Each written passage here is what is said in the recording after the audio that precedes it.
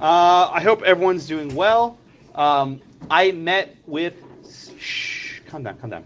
I met with 72 students this weekend. So about half in your section, about half my property section. Let me give you some lessons learned. I told you beforehand that when you come meet with me, I will have expected you to have reviewed the A+ answer and compared yourself to that answer and reviewed the memo. If you didn't do that, I will send you away and tell you to come back later. I can figure out very quickly if you're lying about that, so please don't try and fake me. I'll figure it out. So please come to these meetings prepared. Be on time. Don't be late. We had a tight ship. A number of you had a couple of the wrong slots selected. If you're not sure, email me. I don't want you to have to come to school on the weekend and then be turned away because you didn't have the right time slot written down. It doesn't send you a reminder or anything, so it's on you to remember. And this is no different than court. If you have a deadline for court, the judge will not call you and say, hey, you coming by tomorrow? No, it's you're on your own. And if you miss a court date, guess what? Your client loses. That's what we call a waiver. It's not good. In fact, the court can even hold you in what's called contempt of court, which means a civil fine if you miss a proceeding. Okay? But for the most part, I found these meetings productive. What I try to accomplish at these meetings is to not so much argue over why you got a point here and a point there, but to see how you can improve and improve your testing skills and improve your studying skills. Okay? Is there any questions on that? Anything on that? No? Any questions in general? Things on your mind? We're coming to the home stretch. We only have a couple classes left. We're almost there. Anything in your minds? Okay. Let's try a question to start off. Again, this is a question where I don't think there's a right or wrong answer, but it might help bridge our lecture from last class to this class. So your question is this. Which clause of the 14th Amendment provides a stronger basis for a right to abortion? The Due Process Clause or the Equal Protection Clause? And think about this for a few seconds before you click, right? Think about this and then put your answer, because the answer might not be as obvious as you think it is.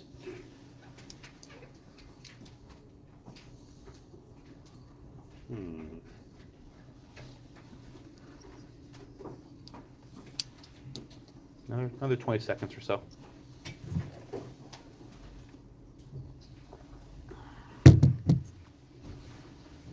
A lot of you aren't participating. The numbers. We're not close to 70. Wow. Okay, we're getting there. Okay, trickling up. All right, 5 more minutes. Okay, now we're in business. Okay. All right. Where did I drop off last week? Oh, no one was here because of your briefs. By the way, when all of you are absent to finish your briefs, that means your poor classmates would tend to get called on doubly. I wish there was a way I could just separate the brief people, but I don't know how to do that easily. Was it? I don't know who they were, though, my friend. All right, where did I finish last time? Who's last? Andy. All right. So, first off, let's answer this question a little bit methodically, right? What is the argument that the Due Process Clause protects a right to abortion? Let's answer that question first. What's the textual argument? Let's start with the text, right? That the Due Process Clause of the 14th Amendment, right here, protects a right to an abortion. What's the textual argument?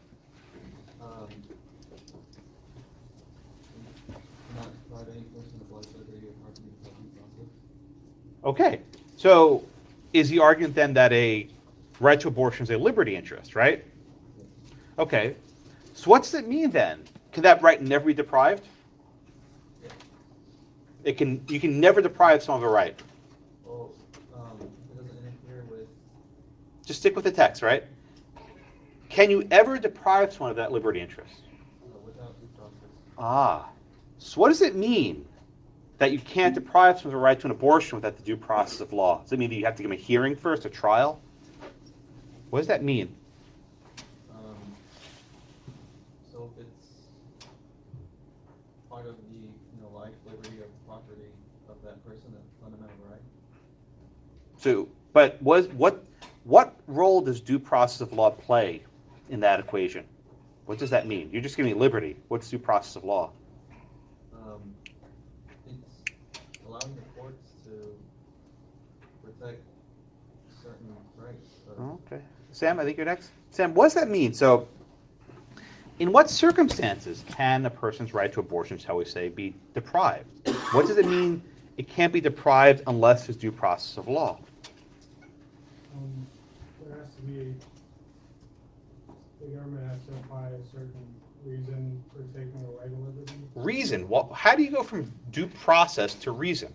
Well, I guess that regulation is the process.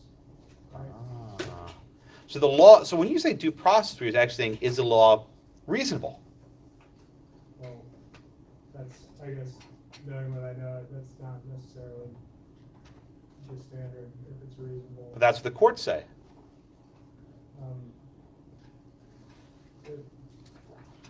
I thought it was if places an undue burden. Right. Well, you can say does it place a burden? Is the law reasonable? There are different formulations for it, right? But what I think Sam and Andrew are getting at is the question under the due process clause is this. There's a liberty interest, call it abortion, whatever you want, right? Abortion, interracial marriage, whatever you want to say, right? The government can only deprive you of that liberty interest if you are afforded the due process of law. But the phrase due process of law has nothing to do with procedural fairness. It has to do with whether the law itself, the substance of the law, is reasonable, is fair, is burdensome, whatever word. This is the basis for what we call substantive due process, right? It's not only saying, okay, you can get an abortion if you have a hearing and a trial before a judge and a jury. That's not what the court's case law discusses. It's whether the law itself, the process of the law itself, is fair. And we've discussed this, right? We've discussed this with cases like Lochner, right? We've discussed this in cases like Buchanan versus Warley. We've discussed this in cases like Williamson versus Lee Optical. We've discussed this in cases like Meyer v. Nebraska and Pierce versus Society of Sisters. In all of these cases, liberty interests were asserted. And they said, you can't deprive me of my right to work 80 hours a week in a bakery. You can't tell me where to send my kid to school, right? You can't criminalize the teaching of a foreign language. You can't tell me who can put glasses into an eyeglass frame, right? All these cases we did in the past were of an economic nature, right? What we call right to contract, right to pursue an honest living, whatever you want to call it. But the cases starting with today are of a very different nature. We're not talking about rights of contract and property rights anymore. Now we're talking what you might call a right to privacy. And we'll discuss what privacy means. But the aspect here is privacy, right? Non-economic rights. So with me so far. Okay? So Cindy, I don't even care what you put. What do you think about the second option, right? Let's see what we got. So most of you put, 75% of you put A. Right? 75% of you said due process clause. About a quarter of you put equal protection. So Cindy, I don't care what you put because you're next, unfortunately. But what's the argument that equal protection might be a better grounding for an abortion right than due process? What might the argument be here?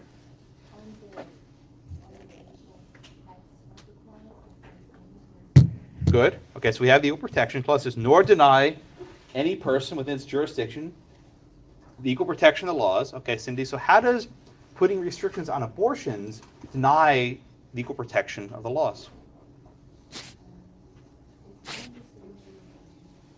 Louder. I think you said the right answer. Oh, can men get abortions? No, they can't. I mean, maybe not yet. Science, whatever. But right, hashtag science. But at least every time I teach class, it changes.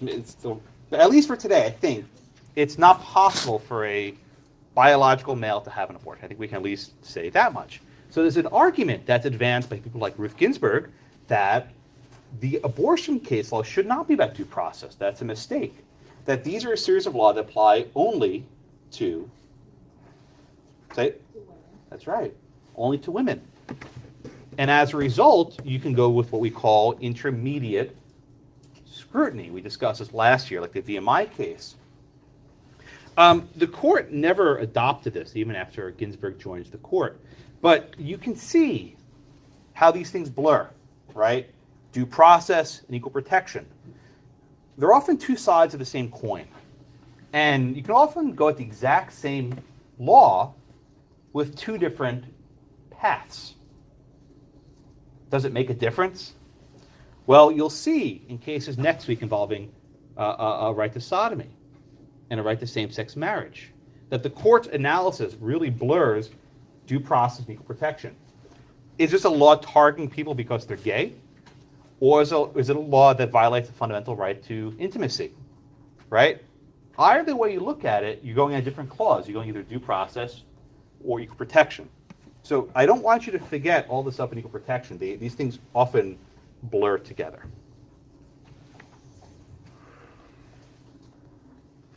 Okay, so yeah, there's no right answer here. The court's answer is A, but there's a significant percentage of scholars who think the better answer is B, but they probably wind up in the same place. Yeah, Cameron? Maybe I missed this much, but when we go over equal protection stuff, doesn't there usually have to be like one group that's been treated differently than another group? Yes. Yeah, women are subject to a burden that men aren't.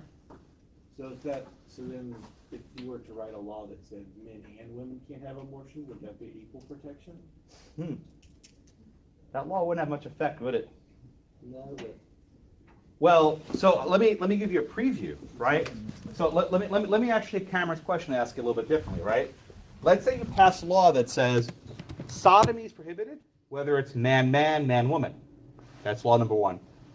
Law number two, sodomy is only criminalized if it's man-man or woman-woman. So there, you are making a classification based on the sex of the people participating in the act. But I don't.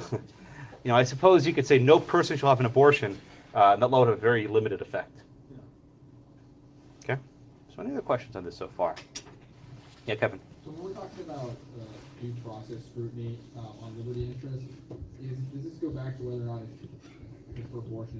right to abortion is fundamental or non-fundamental? We'll get to this discussion fundamental in about 5 minutes.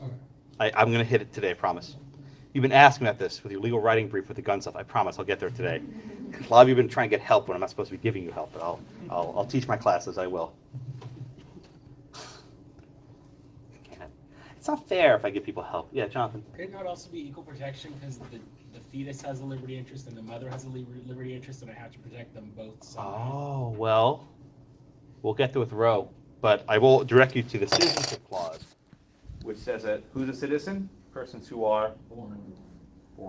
Isn't that the current debate when they were born 6 months, 9 months, 3 months? So we should do. So the Constitution says the president must be a natural born citizen. Does that include someone who has a cesarean section birth? Is that a natural birth?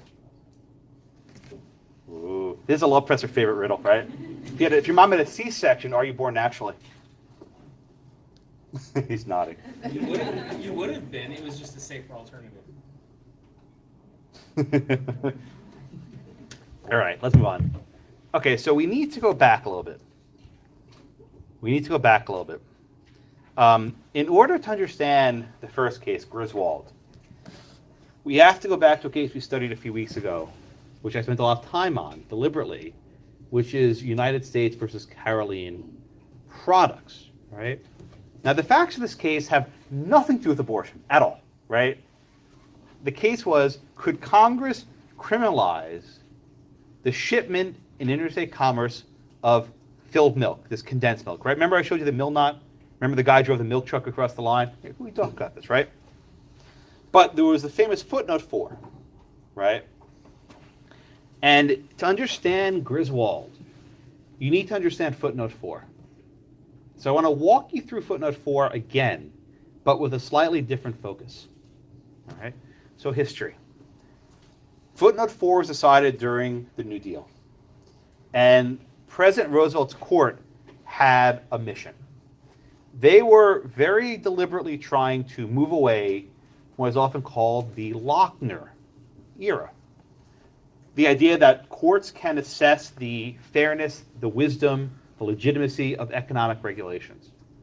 Now, this is very much overblown. The court didn't strike down nearly as many laws as people seem to think they did, but perception existed. So what Caroline Product tried to do is say, look, for these sorts of economic laws, we're just going to defer to the democratic process. It's not for judges to decide, was this law fair, was it reasonable? But they didn't want to remove the courts from the business of judging altogether. So they tried to create a framework, right? Were there certain areas where the court would be very aggressive in scrutinizing laws, and there are other areas where the court would be not so aggressive, right? Where they would more or less defer to the democratic process. Everyone with me? So if you recall, there were three aspects of footnote 4. I have them here on the board, right? And it begins. This is the first part. It says, there may be a narrower scope for operation of the presumption of constitutionality. What the hell does that mean, right? Imagine you have a scale, right? Deciding how much things weigh. And you put your thumb down on one side of the scale. Say, well, I guess this side's heavier, right? Well, that's not the actual measurement. That's how you think of a presumption of constitutionality. You start with the thumb down. It's like, look, oh, wow, this side is definitely heavier. That means the law is constitutional, right? And the opposite, which we discussed, what I call a presumption of liberty, where you put your thumb down the other side, where you say, hey, government, if you want this law to prevail, you have to show us the goods, right? Show us why this law survives. Okay? So the first paragraph says, there may be a more narrow scope for operation of the presumption of constitutionality when legislation appears on its face to be within a specific prohibition of the Constitution, such as those in the first 10 amendments, which are deemed specific when held to be embraced from the 14th. What does this mean? If a law violates the Bill of Rights, free speech, right?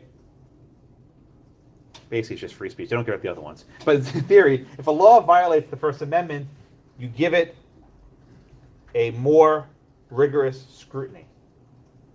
Right? The court doesn't actually mean this.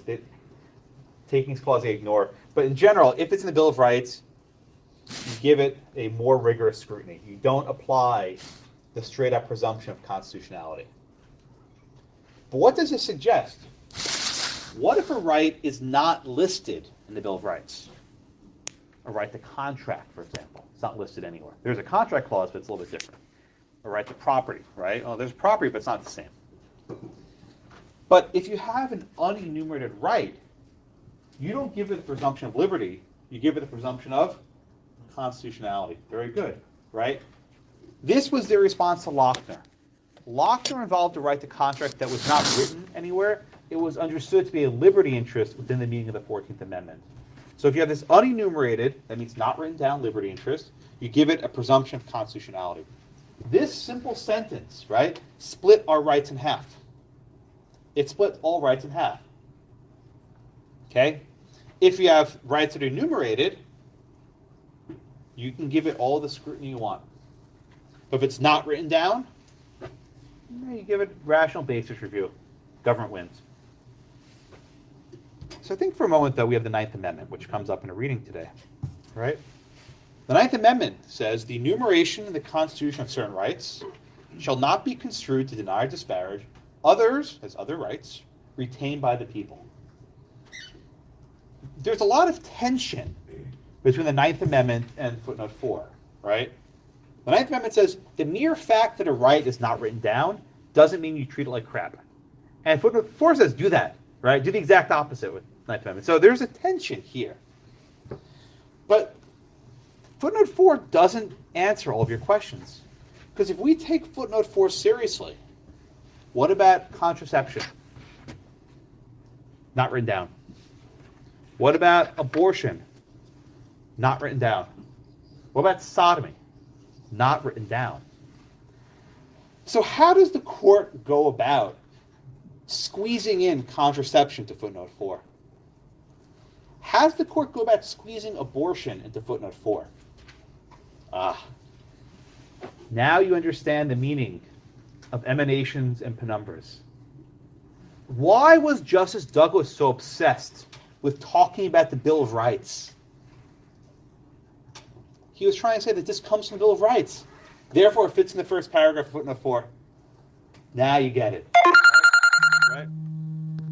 Why was Justice Douglas so obsessed with one of those ludicrous lines in American history of Supreme Court? The emanations and the penumbras, I never get it right, of the Bill of Rights. I actually went to see the solar eclipse in Nebraska last semester. I didn't see a damn penumbra. So nothing. There was no constitutional rights spoke to me. I was really hoping for it. It didn't happen. I went there. I went to the solar eclipse. It was in Nebraska, right in the central zone. Didn't see a damn thing. But he's so obsessed because these are children of the New Deal. William O. Douglas was appointed on the New Deal court, and he remembered Caroline Products footnote 4. He said, "Look, we got to find a way to fit this to footnote 4. We can't get rid of this, right? Because if we get rid of footnote 4, we're back in Lochner world. We need to make this about the Bill of Rights. So, quartering of troops, contraception, of course, makes sense. But then you get Roe. By the time they got to Roe, they just forget it. Whatever, we're done, right? We don't need to keep up this charade anymore. It doesn't matter. The cat's out of the bag." So they created a new category of rights.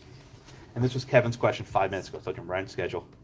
Right? Kevin said, "Josh, what are these fundamental rights?" Fundamental rights are rights that the court likes. There's nothing else to say about it, right? If the court likes a right and thinks it's important, they say it's treated in the same fashion as the Bill of Rights. Everyone understand what he just said, right? If a court says this right is fundamental, then it's treated as if it were in the Bill of Rights for purposes of the 14th Amendment and Caroline Products. That once a right is deemed fundamental, you don't give it the presumption of constitutionality.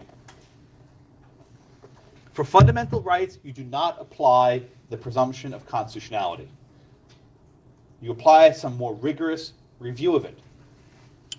Everyone with me? Now, the obvious question which you'd all be asking is, well, Josh, what makes a right fundamental? Shrug emoticon, I don't know. Right? They've had various tests over the years, none of which make much sense, but the bottom line is, if the court feels a right is worth protecting, it's given. Why is abortion considered as important, but contract is not? I don't know. You can ask Justice Douglas maybe, right? But they've created a hierarchy of rights, where certain rights are given a very rigorous review if they're deemed fundamental, and other rights are given a rational basis review if they're deemed non-fundamental, right? And this is the framework, right? This scrutiny is very easy. Fundamental right, heightened scrutiny. I'm not saying strict because they're a little more complicated, right? But heightened scrutiny. Non-fundamental right, rational basis. It breaks down with undue burden. I'll get there later. But if it's deemed fundamental, the courts can give it a heightened scrutiny, strict or otherwise. If it's not a fundamental right, throw it out to the gutter, rational basis, government wins. But the challenge for the court is how they can write this opinion and say, we are not Lochner, right? There's struggles like, look, we're with Holmes, right? We love Holmes. Holmes is our God, right? Holmes upheld mandatory sterilization. You think Holmes have upheld this? No. Okay? So we're with Holmes. Okay. But then they go to this other stuff. So to understand Griswold and Roe, a decade between it, however many years it was, 8 years, you have to understand Lochner, you have to understand the footnote 4 of Caroline Products, and how the court tries to squeeze their case law back into this New Deal paradigm. But once we get to Roe, they say, screw it, we're here, we're going to do this, it doesn't really matter. Lochner's still bad, Lochner's still evil, but we need Roe because it's important. Okay, questions on that? Let's give you a lot of stuff. We'll go over this in detail. Clinton and John? So last time you talked about heightened, or last time you said strict scrutiny when you were telling us about this. Heightened and strict scrutiny are the same thing, just by... Not exactly. So heightened scrutiny can mean different things, and you're going to make me do it. But it can mean strict scrutiny or what's called the undue burden standard. And that's what you apply to abortion? After 1990, you apply the undue burden standard. That's the current standard. I don't want to blur it, but there is a difference between strict scrutiny and undue burden. I don't know if we can talk about that next week. John? You said the three justices or They said they were with Holmes, they weren't actually. the Carolyn products, therefore, is more aligned with the Harlan dissent? What a good comment. He's exactly right. Caroline Products, right? Caroline Products was more in line with Justice Harlan and Lochner. That you can have some review, but it's not very probing, right? That the government has some reason for our law, they can uphold it. Holmes is like, there's no review at all, the government wins altogether. You have the case of Williamson versus Lee Optical. This is with the eyeglasses case, right? That was Harlan, right? So you have Justice Douglas. Douglas wrote Lee Optical, right, Sheldon? Oh, yeah. Sheldon's a friend from D.C. He actually works for a public interest law firm that litigates these sorts of cases. So he's a good friend, and my good friend Jonathan Farber, who does oil and gas stuff. So you guys have friends visit, I have friends visit. Lee Optical was by Justice Douglas. And Justice Douglas said, well, we're not here to analyze the wisdom of economic legislation.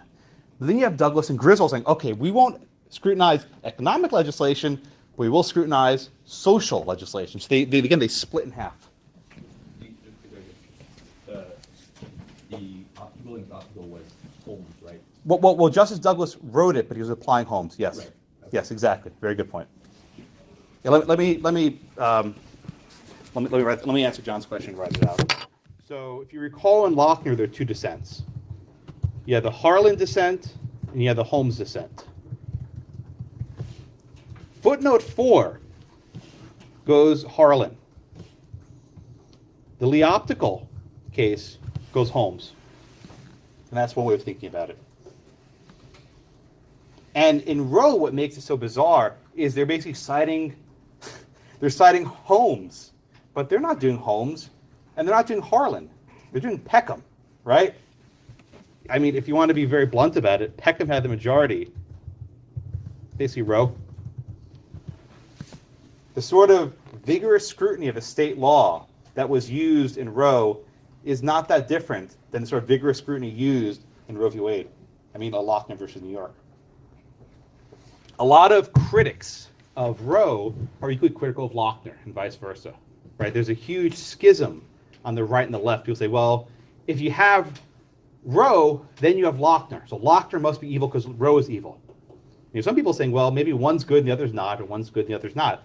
But how do you know whether a right's worth protecting when it's not written down? Like this is the essence of what is fundamental. Is a right of contract protected by the 14th Amendment? Is a right of abortion protected by the 14th Amendment? If reasonable people can disagree, why don't you just defer to the democratic process? Or can you find such a right in the history of the 14th Amendment? Can you look to the Civil Rights Act of 1866, which protected contract rights?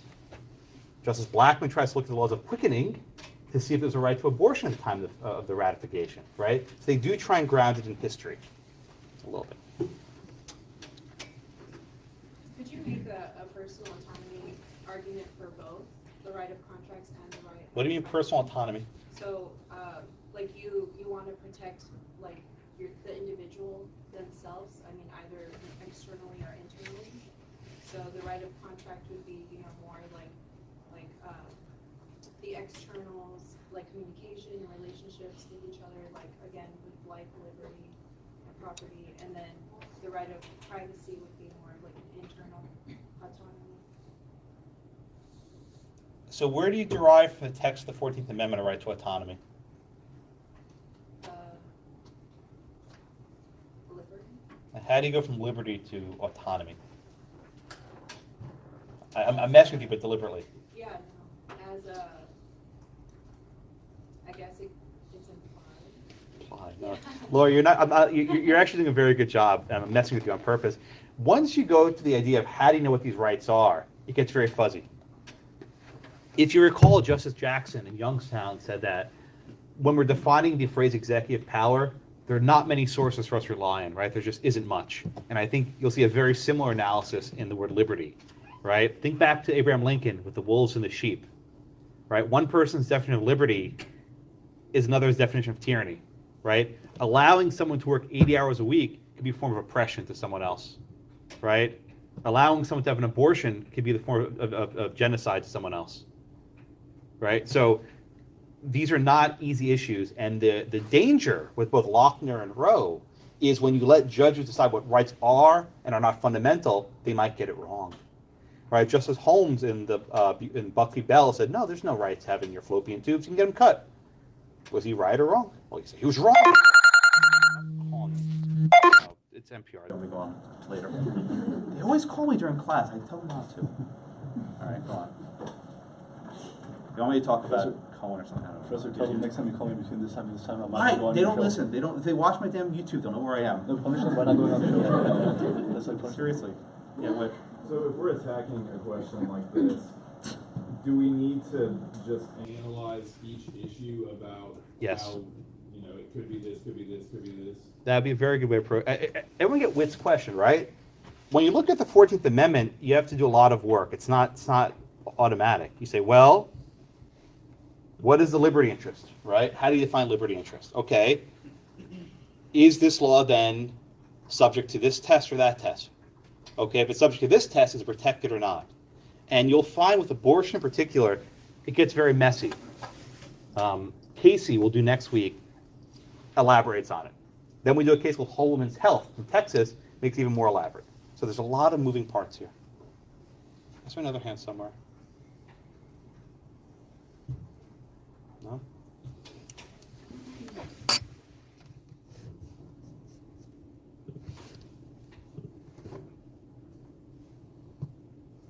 Okay. What else? All right, let's do Griswold, okay?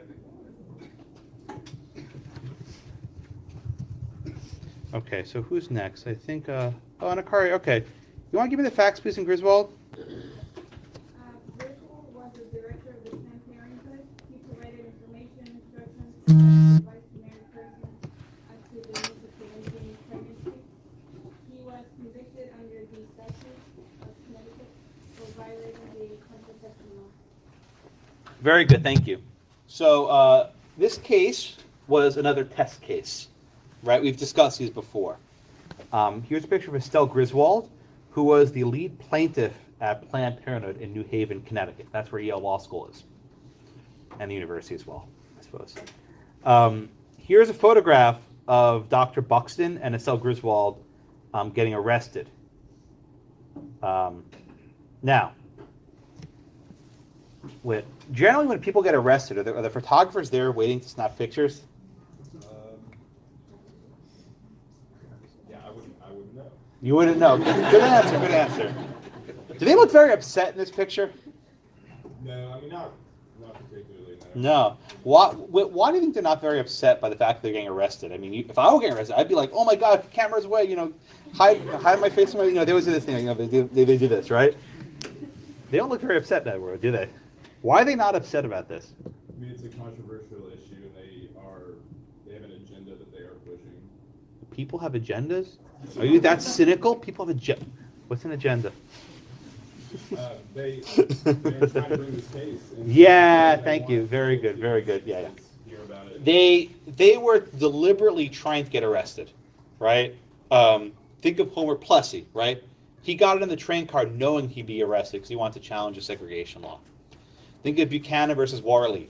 They deliberately sold property from a black person to a white person knowing that they would be subject to this regime. This was a test case, right? Very deliberate. They look pretty happy. I mean, if I was getting arrested, oh my God, what's going on? They want to get arrested. So they deliberately provided counseling on how to use contraception. Now, Ms. Griswold looks of somewhat advanced age. Janelle, was she arrested for using contraception herself? No, she wasn't. She was advising. Yeah, so Janelle, how can it be that a doctor or a person who runs a clinic can assert a constitutional right for someone else? How does that work? I'm not sure. So it was just. She was giving advice. She wasn't using the product herself. Maybe she was. She was pretty old. I don't know if she would need it, but I mean, that's not what she was arrested for. The fact that they had access because. If we're talking about a right to privacy in the bedroom, how on earth is Mrs. Griswold implicated in that? The case was Griswold versus Connecticut, not husband and wifey Connecticut. Oh, Whit, Did you raise your hand? The court talked about how the confidential relationship between doctors and patients kind of created that justiciability so that they would have standing because they represented their values and ideas. But is that privacy, though? If the entire right is about people, why is this not the husband and the wife bringing the lawsuit and not the, or being arrested, and not Dr. Griswold? If the husband and wife brought it themselves, they might not have standing for everyone else, but as the doctor bringing it, they represent a wider range of people. That's, I mean, at least how I... McKinney, your hand was up? You sure? Yeah. Okay. Yeah. Isn't it because like there's no underlying crime to speak of? Well, attempted provision of contraception was against the law in Connecticut. But if the actual, like what they're actually criminalizing, which is has a right to privacy, or as we found out, therefore there would be no crime for them to be charged under? Maybe. John? Something to do with Comstock laws. What are Comstock laws? Laws that, and contraceptive, other, that nature. All right, so you're all more or less talking around the right issue. The court, what's that name? Yeah, go ahead. Yeah, just to answer, I mean, this person, maybe it's not possible to go to the couple. Oh, what a good answer. Okay. How are you going to arrest someone in the act of using a condom? Right, just think about that for a minute. Well, what? Isn't that what happened with the... It happened in Lawrence. We'll get there next week, yeah. But as a general matter, right, there are no police officers barging into the marital bedroom to watch people engaging in a sex act, right? That doesn't happen. So I suspect what the court were thinking is, well, this is as close as we're going to get to having this case. Screw it. This comes up. Remember Craig v. Bourne, right, where you couldn't sell the beer to the 18-year-old guys? One of the plaintiffs was the owner of a store, the Honk and Holler. Remember Honk and Holler grocery store? You actually owner of a grocery store asserting a right on behalf of their male patrons. It was the 70s. Everything went back then, right? But I don't even think it's a right, but that's the law. All right, so, yeah. Wasn't it also the case that the law itself, the Connecticut law, that it didn't just make it illegal to use contraceptives, but it also made it illegal to aid somebody in using contraceptives? But the right is for the privacy of the couple. Why is that relevant? Laura? So you just said, you know, like officers don't generally like go into the bedroom. Generally. Isn't that kind of like in line with the whole thing here, like the right of privacy? Well, why don't police barge into someone's bedroom? There's another reason beyond contraception. There's a very important amendment at issue. It's in your readings. The reason why the police can't usually go into a bedroom is that they can't enter a person's premise without probable cause, right? Now, I suppose if that probable cause that a guy was using a condom, they could have gotten a search warrant and entered. But Laura makes a very good point, right? Does the Bill of Rights protect privacy? Absolutely. Your privacy and your person's secured, a person's papers and effects, right? This is the Fourth Amendment.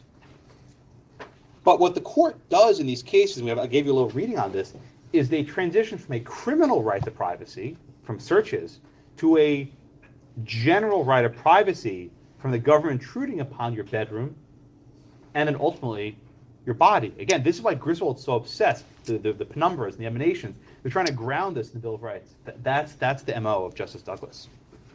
Okay? So Buxton and Griswold are arrested. Again, this is a total test case, right? And they wanted to challenge the statute, which had really not been enforced, right? And they were fined $100. I'm sure they gladly would have paid it, but they appealed. They didn't want to pay the fine and plead guilty. Okay? So the beginning of the opinion basically says, we are not Lochner, right? We're not Lochner. We're not Lochner. We're not Lochner. We don't sit as a super legislature to determine the wisdom, the need, and propriety of laws that touch economic problems, business affairs, or social conditions. But this law is different. How? It operates directly on an intimate relation of husband and wife and their physician's role in one aspect of that relation. Raquel, I think you're next. Raquel, why are the relations of a husband and wife different than the sorts of Lochner cases we studied in the past? Why are they different?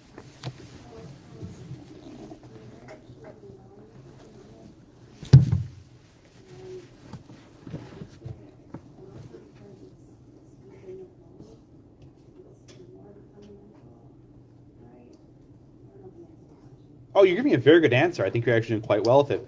Raquel, let me ask you a follow-up. Why is it limited to man and woman? What if, a boyfriend and a girlfriend want to use contraception? Would the law not protect them as importantly? I think not. I guess our government cares more about married couples, taking that extra step. Preview, in about 7 years after this case, he said, no, it makes no difference if they're married or not. So this entire opinion is a ruse. I don't say that lightly. But Planned Parenthood argued very vociferously, this is only about married couples. And then a couple years later, said, no, it doesn't make a difference to marriage. So this entire stuff about marriage is a ruse. They don't actually mean it. Justice Douglas, with the majority, was married, 4 times, 5 times? He was married a lot. Okay.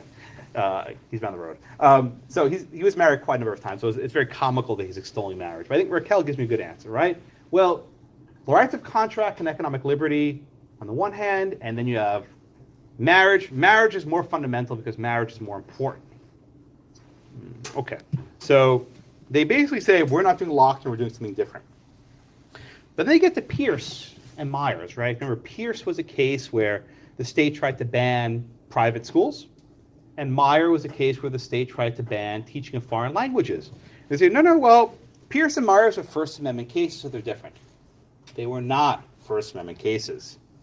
In the 1920s, the First Amendment didn't even apply to the states. They were Lochner-style substantive due process cases. So Griswold tried to rewrite these old cases to fit them into this paradigm. Because look, we're not doing Lochner. We're not doing Lochner. Okay? Everyone with me so far? So Ruth, then we get to my favorite part of the opinion, right? My favorite part of the opinion, the penumbras. Ruth, what the hell?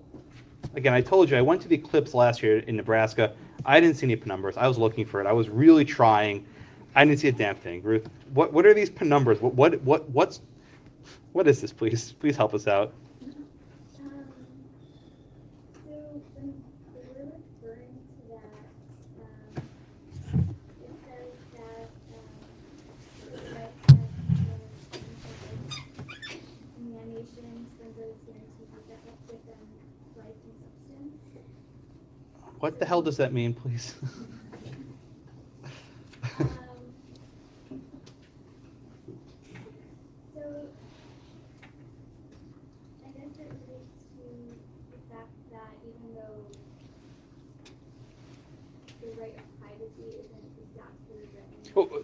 Sorry, Ezra. Ruth, what's a penumbra and what's an emanation? What do these words mean? This might help us cast some light, no pun intended, on the case.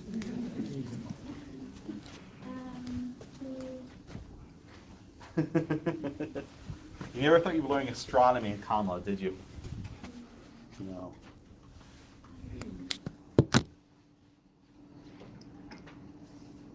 All right, Brian, you want to help us out? So during an eclipse, either the moon is blocking the sun from the earth is blocking the moon from the sun. And the dark shadow that's getting cast on either the earth or the moon is the umbra, and the lighter shadows on the outside are the penumbra. So essentially what Douglas is trying to say is that even though it's not specifically enumerated within the Constitution, these rights are like those light shadows that are being cast by that amendment. Very good, very good. And I appreciate you took astronomy in college? I took a couple classes. Good. Clint? I was going to say something. So this sounds like a shady argument, but... You said shady? The other one's even better, but that shady works, yeah. So now my question is, was this the first time that this ever come up in legal speak? And I looked this up. This is not in my black law. No. This was the 60s. It was a crazy time. This is just something they came up with. He didn't make it up. There was a professor. Sheldon, remember who wrote? There's an article about this. I can't remember the name. There was a law professor in the 60s who wrote about emanations of rights. I think Douglas ripped it off from him. So he didn't make it up himself, but this was a novel. So basically the idea is you have the Bill of Rights. And the Bill of Rights suggests certain zones of privacy. And he goes down the Bill of Rights. The right of association in the First Amendment. He skips the Second Amendment, by the way. The Third Amendment, the prohibition against quartering of soldiers in houses. The Fourth Amendment, the right of the people to secure in the persons, houses, papers, and effects. Fifth Amendment, protection against self-incrimination. and he jumps a few and goes to the Ninth Amendment, right? The reason why he's doing this is he's trying to ground this right to privacy in the Bill of Rights, so it fits into footnote 4, that this is part of the Bill of Rights. Now, go back to footnote 4. Read footnote 4. It says, legislation appears on its face within a specific prohibition. A specific prohibition. Not a, what was it, penumbra? Not, I can't remember the damn thing. The penumbras are it's the actual specific prohibition, right? This is trying to shift the post-New Deal court jurisprudence to this new direction of courts recognizing rights that are nowhere written down and giving them what looks a lot like strict scrutiny, right? They recognize we can't have this footnote 4 anymore. Let's toss Lochner to the wolves, but we'll now provide this new protection for fundamental rights. Reason you didn't just say direct and then implied, like instead of emanation, just say direct and then. I don't know. Is there like a textual reason why he's doing something like that? Because it seems like, I mean, that's what they're doing. They're implying this from the bill into the Bill of Rights. I wish I had an answer for you. I don't know. I really wish I did. I have no idea. I don't say that often, but here I have no clue. All right, so if I can get why Douglas did what he did. Okay, so he says now there's a 14th Amendment right to privacy. What exactly that means? Well, you can argue that a husband and wife using contraceptives in their bedroom is private. The husband and wife going to a doctor to get a prescription. If you go to a pharmacist, I guess, maybe a nurse involved, that's a little bit less private. And then you have something like an abortion, which is done in a room full of doctors. Doesn't seem very private. So the notion of privacy, even on its own terms, varies depending what you're actually focused on. Is it actually the use of the contraception, the prescription of the contraceptives, or later in the row, the actual performing of a medical procedure in a hospital or wherever else? Okay. Okay. Once Douglas gets past that hump, it's downhill for him. It's very easy. He says, well, the present case concerns a relationship within the zone of privacy created by several constitutional guarantees. Won't tell you which one exactly, but several of them. And it concerns a law which, forbidding the use of contraceptives, seeks to achieve its goals by means of having a maximum destructive impact upon that relationship. Such a law cannot stand. Why? The court has a rule. A governmental purpose to control or prevent activities constitutionally subject to a state regulation may not be achieved by means which sweep unnecessarily broadly and therefore invade the area of protected freedoms. In other words, he's treating this now as no different than a Bill of Rights, than the First Amendment. He's giving it the same sort of scrutiny that you would get there. Then he says, we deal with the right of privacy older than the Bill of Rights, older than our political parties, older than our school system. Marriage is a coming together. Marriage, right? Marriage is a coming together for better, for worse, hopefully enduring, and intimate to the degrees of being sacred. He was married like 4 times, which just makes it deliciously ironic to read. And he says, marriage is an association that promotes a way of life. Why? Reproduction. In this case, it's about non-reproduction, as it were. Not causes. A harmony in living, not political faiths. A bilateral loyalty, not commercial or social projects. Yet, it is an association for as noble a purpose as any involved in our prior decisions. Again, all this crap about marriage gets jettisoned like 5 years later. Say, no, it doesn't matter. Unmarried couples get contraception also. So this was a ruse. It didn't really matter. This entire part was just surplusage. Okay, that's the majority. The concurring opinions are much more useful. The majority, whatever. But there's stuff actually of use in the concurring opinions. So any questions in the majority? Who's next? Irma, I think you're next. What does Justice Goldberg say here? He says just because that the Constitution doesn't mention privacy, that means they do not have to. And Are- goes kind of into like the understanding language more generally. Very good. Irma, let me ask you a question. Justice Douglas cites the Ninth Amendment, right? Does the Ninth Amendment provide the basis for his ruling? No. I'm sorry?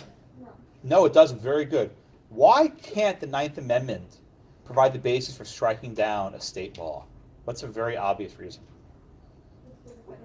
Bingo. Everyone heard what you said? The Bill of Rights controls the federal government. We have this incorporation debate of whether rights incorporated through the 14th Amendment. But he never says that the 9th Amendment applies to the states.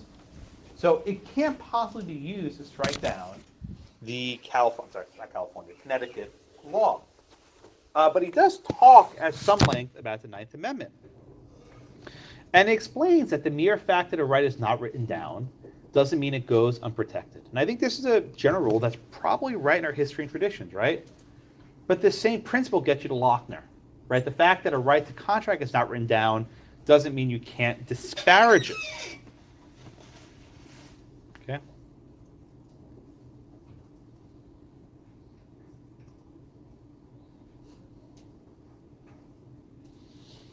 All right. So any other questions then on the Justice Goldberg concurring opinion?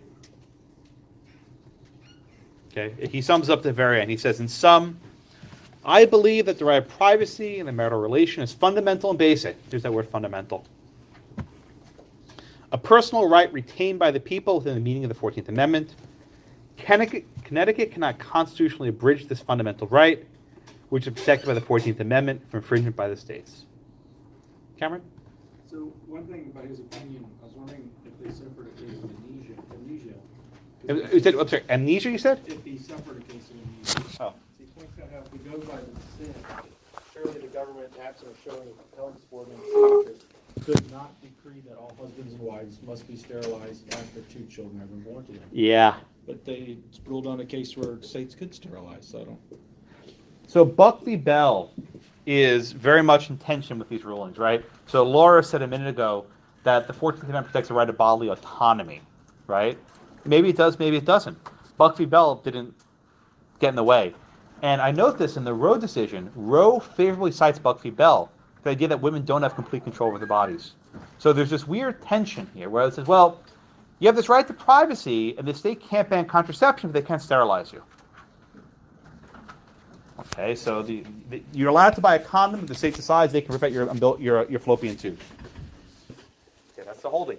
I mean, that's where our law is. So it's a very unsatisfying opinion. Cameron? That's why I was confused, because it makes it sound like that a state can't do that. I think they could. But it's shown that they could, so I don't know why he's saying. Wishful thinking. He's only concurring. Maybe he's hoping in the future they would go differently. Are there any questions on the Goldberg opinion? Right? It wasn't holding base in the 9th Amendment, but he said the 9th Amendment does protect certain rights. What you'll see is in the aftermath of Goldberg's opinion, various courts are ruling on the 9th Amendment in lots of different directions. SCOTUS never went that far. In fact, SCOTUS has only relied on the 9th Amendment in a couple cases over the years. Yeah, Jonathan? They were all cool with the 14th bringing in like the 1st and the 5th, so why couldn't they just bring the 9th in through those and then through the 14th? They could have. They didn't. I know that's my question. Is they kept going back and forth. I don't think. Why would they need to? They can make up stuff in the Liberty Clause. Why do you need the 9th Amendment? Right? If you can just make stuff up, why do you need to do it in a different way? Same reason we use necessary and proper just makes it better. Make it even easier to make stuff up. Yeah, I don't think they didn't really need to, right? The fact whether you do Griswold, majority or concurring opinion, you get to the same result. So they didn't really need to make that much of a shift. Don't forget, by the way, the privileges or immunities clause of the 14th Amendment, right? Remember we talked about this? This was a slaughterhouse case. There's a credible argument that a lot of these rights, which are covered under due process, are better viewed as privileges or immunities of citizenship, but the court doesn't want to touch that either. Anything else on this? So let's go to Harlan. Who's next? Alexandra, what's Justice Harlan's concurring opinion?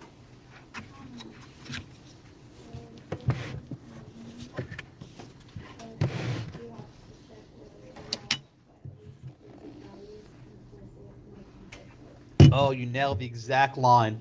Perfect, right? Read the test one more time, please. We have to check whether the law violates basic values implicit in the context of ordered liberty. We have to check if the law violates basic values that are implicit in the concept of ordered liberty. Alex, the hard question. What the heck does that mean? Well, ordered liberty means that, I think that we can have liberty as long as it's not harmful. Order liberty. David, you want to take a step? I thought it meant like liberties that were already given to us, By whom? the Constitution, How do we know what those liberties are? whatever's in the Bill of Rights. No, this is not the Bill of Rights, is it? So this phrase, right, implicit in the concept of ordered liberty, is very tough to understand. Let me explain it like this. You often think of liberty as like freedom to do whatever you want, right? You go crazy, do whatever you want. But the order has to be present. The liberty must be ordered. That our society has a way of allowing freedoms under a structure. So the notion of what ordered liberty requires is what our society should be or is. What Justice Harlan's getting at is there are certain protections that are so important that our society cannot exist without it. This should remind you of Justice Harlan in the Chicago Burlington case, right? The idea that the government pays you when they take your property is so important, right? You don't need incorporation, that it's implicit in the concept of our ordered civilization, right? That's what Harlan actually explains. So Justice Harlan would, by the way, this is Harlan II, and this is citing the arguments of his grandfather, Harlan I. So Harlan's argument here is that we can't have a society without these rights. We don't need to do this penumbra and emanation BS, right? We don't need that stuff. We can just go in the 14th Amendment standing on its own 2 feet, or its own bottom, as the court says. Yet there's a difficulty that Harlan recognizes, which he calls judicial self-restraint. Right, Shivani, what's this issue of judicial self-restraint that he talks about here?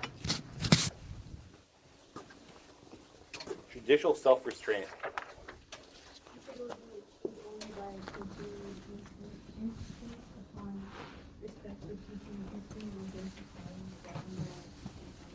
What does that mean?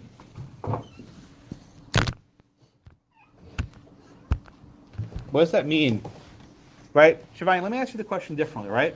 How do judges stay in their lane, so to speak, right? How do you prevent judges from just making crap up and saying you have a right to, like, you know, a minimum wage and the Constitution protects it? How do you keep judges from restricting what sorts of liberty interests they recognize in the 14th Amendment?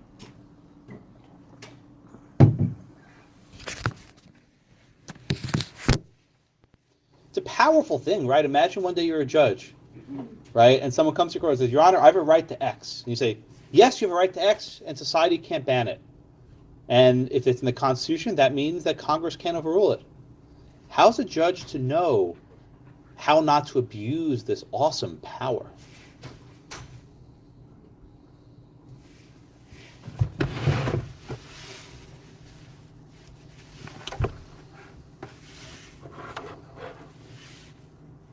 Damon, you want to take a step? I think you're referring to the part that he says this issue is only related to the due process clause, and the majority, by relating to other amendments of Bill of Rights, they are engaging in inappropriate judicial activity. Whoa. So, Sheldon, I will call him. He actually runs a group called the Center for Judicial Engagement. Would you like to address the idea of judicial activism? You know,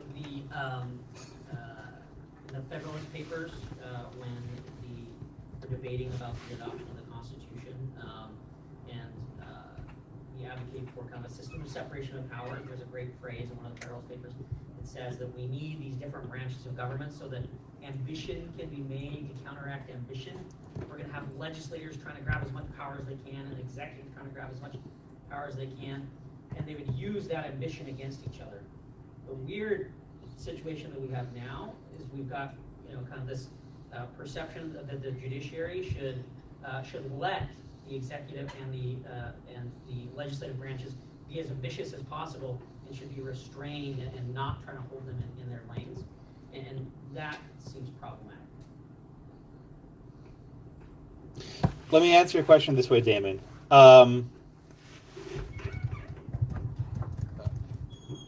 People, special counsel, I don't care about special counsel. Let me answer your question this way. How do you decide what is judicial activism, right? Was Brown versus Board of Education activism? They struck down a law that had been in effect for a very long time, that had been based on Plessy, which has been around for like 75 years. Is that activism? Or was Plessy an act of restraint, saying we will defer to the democratic process and allow Louisiana to segregate the rail cars? I find these labels, activism and restraint, very unhelpful. They generally boil down to this. A decision you like is activist. I'm sorry, a decision you don't like is activist. And a decision you like is restraint. So again, I'm not criticizing. I think you use words that you often hear in TV and media, but I don't find those words particularly helpful. But here, Harlan saying, judges should not roam at large in the constitutional field because there's a risk, right? This decision was very unpopular, right? People had always assumed that you can regulate relations. Adultery at the time was a crime. Masturbation was a crime, right? Growing up, I don't know if anyone was around, Sheldon, when Bill Clinton had an affair, I said, isn't that a crime to have an affair? Did you think the same thing? Yeah. Yeah. I actually thought Clinton broke the law by having an affair on his wife. I was young. I didn't really know the difference. Now I know the difference. Right? I learned a lot from the Star Report I shouldn't have read. It's a lot of special counsel. But there was a crime of adultery. Alienation of affections. You guys learn about that in torts? It was a tort, right? To seduce, right? These were things that people have just assumed were law. And now the court says, no. So how do you allow in contraception, but still criminalize masturbation, right? How do, this comes up in one of the dissents, right? How do you allow the state to make laws reflecting moral disapproval? Let me ask the question differently. If the state doesn't have a license to regulate morality, how can they limit marriage to a man and a woman? How can they restrict abortion? How can they restrict prostitution? How can they restrict the use of controlled substances in the privacy of your home, right? Once you take seriously this notion of a right to privacy, right, where does the government's police power now end? Can they regulate morality at all? And if they can't, there are a lot of laws in our books that are very suspect. Now you're saying, yay, everyone gets married, everyone gets high, whatever, it's awesome. Okay. But this is done by judicial fiat, right? It's not done by any sort of democratic process. So what Harlan is trying to get at is, how do you allow judges to recognize these rights that are not enumerated without allowing them to go insane and start doing things that are far beyond what society wants? Griswold makes an attempt by saying, well, we're going to ground this in the Bill of Rights, the Penumbras, but a couple of you are mocking it. Whit, and then Jonathan? This issue is coming up under a state law. Would a different level of analysis be applied if it was a federal, constitutional mandate saying that the same thing, I guess? Well, Bowling v. Sharp, right? That was the segregation case from D.C. Held that the 14th Amendment and the 5th Amendment are applied just the same way. So I don't think it will make any difference. Not applied, but in the rational basis, strict scrutiny, Same. You wouldn't give, I guess, the federal. What I'm grappling with is when you have Congress enacting a law, it seems like it has more authority because it's like the people themselves, through the representation of the legislature. Is the Connecticut legislature relevant? They had a governor sign it. They had members of the state house. Well, it's more narrow because their state might not represent, different states. But if it's federal, it's represented. The short answer is it makes no difference to the court. Doesn't matter if it's one state or 50. They don't care. Jonathan, was your hand up? Yeah, so judges came from common law, and by definition they were almost vigorous, almost like the executive was we wanted them to be because they reflected public interest, which is always evolving and changing, but we can always cap it with legislation or an amendment. There's always that check. Whoa, not legislation. But Amendment. An amendment. So here's an important difference. So Professor David Strauss at Chicago says we have a common law constitution. And the same way that judges can evolve the common law, they can also evolve constitutional law. There's a big difference. I teach property, right? If a court interprets a conveyance in a way the legislature doesn't like, they can easily pass a statute to modify how property conveyances are construed. If the court interprets the 14th Amendment, we're all done, right? You're not amending the 14th Amendment. It's not going to happen. And the court knows that. So there's a finality to it, which makes it a little bit different than interpreting the common law in a gradual, slow motion fashion. There's a hand here. Evan? There's another hand. So there's always this challenge when you get to substantive due process, which is why it's so controversial. How do you know what rights are protected? How is a court to know? Damon?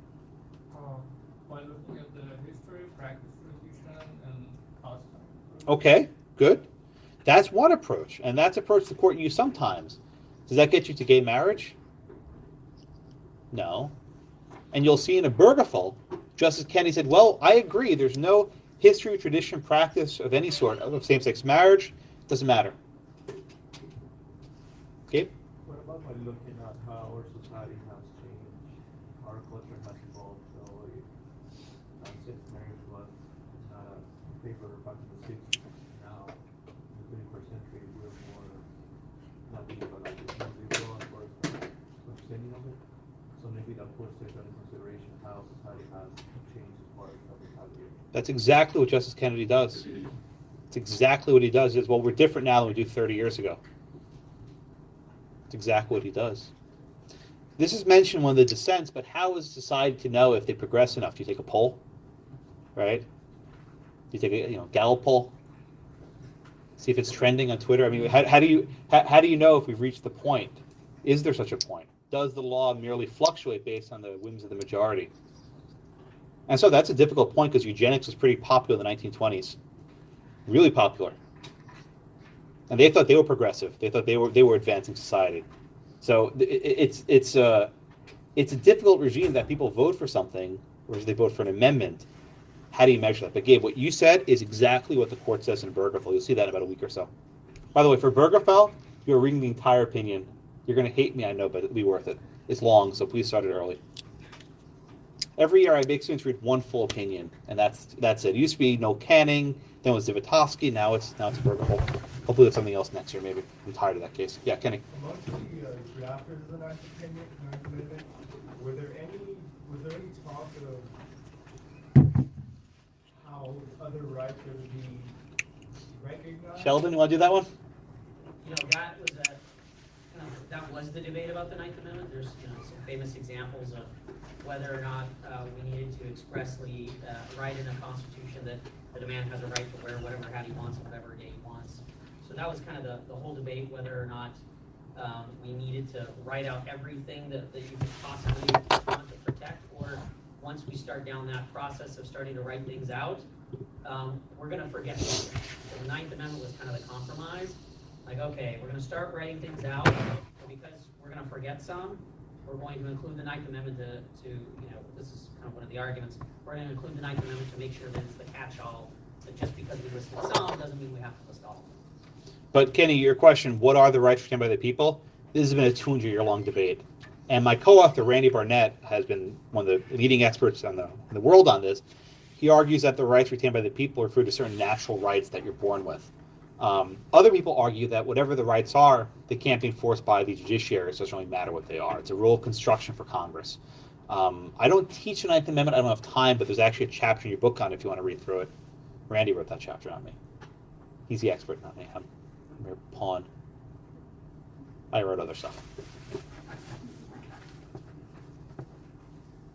Anything else from Harlan's concurring opinion? I don't want you to say this is the right answer to this. There isn't. These are really tough questions we'll keep coming back to. But I think all of you raised some very good points. Anything else from Harlan? Yeah. Go ahead. So, it doesn't really matter, if it's a statute infringes upon the due process clause. It doesn't matter if it's written down in the Constitution, because all this reasoning is implicit in the concept of civil liberty. If it was important, it would have written it down somewhere. Oh, so Sam's raising a good point, right? If this right was so important and essential to our liberty, why wasn't it written down? Right? If the right to contraception is so foundational, why wasn't it being protected? And this creates a circle, right? Think about it. If a right's so important, it wouldn't be in court. If this was such an important right, why would someone have to go get arrested to protect it? Right? Everyone just get Sam's question right. If the right to X was so important, then no one would criminalize X. So what you said? It wasn't around then. Then maybe it's not so important. Oh, this is my question to Gabe a minute ago. Then why are guns so important? We didn't have AR-15s then either. Guns and Roseanne. I like your shirt. Thank you. Brian? See? I was waiting to say that. I didn't have the right moment. Yeah. Yeah, right.